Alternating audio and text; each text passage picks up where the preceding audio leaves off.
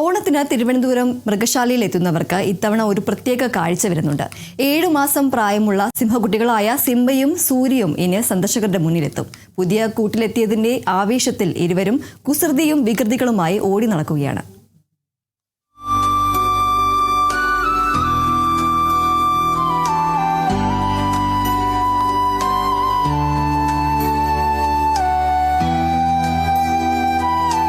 പുതിയൊരു ലോകം, പുതിയ കാഴ്ചകൾ എല്ലാം ഒന്ന് കണ്ടറിയാനുള്ള കൗതുകത്തിലാണ് സിംബയും സൂര്യയും.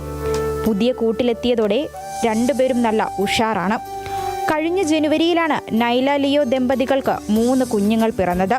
പക്ഷേ പ്രസവത്തിന് പിന്നാലെയുണ്ടായ ആരോഗ്യ പ്രശ്നങ്ങൾ കാരണം അമ്മയുടെ പരിചരണം കുഞ്ഞുങ്ങൾക്ക് ലഭിച്ചില്ല. അതിജീവിച്ച സിംബയും സൂര്യയും പിന്നീട് മൃഗശാല ജീവനക്കാർ ഏറ്റെടുത്തു.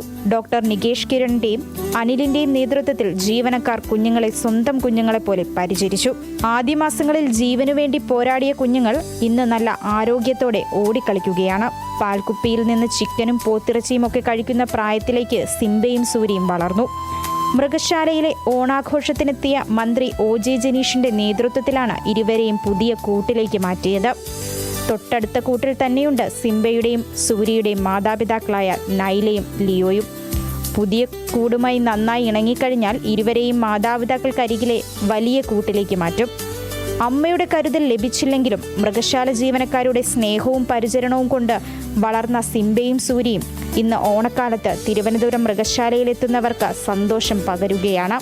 ക്യാമറമാൻ ബിനിൽ നെടുമങ്ങാടിനൊപ്പം അപർണ, കേരള വിഷൻ ന്യൂസ്, തിരുവനന്തപുരം.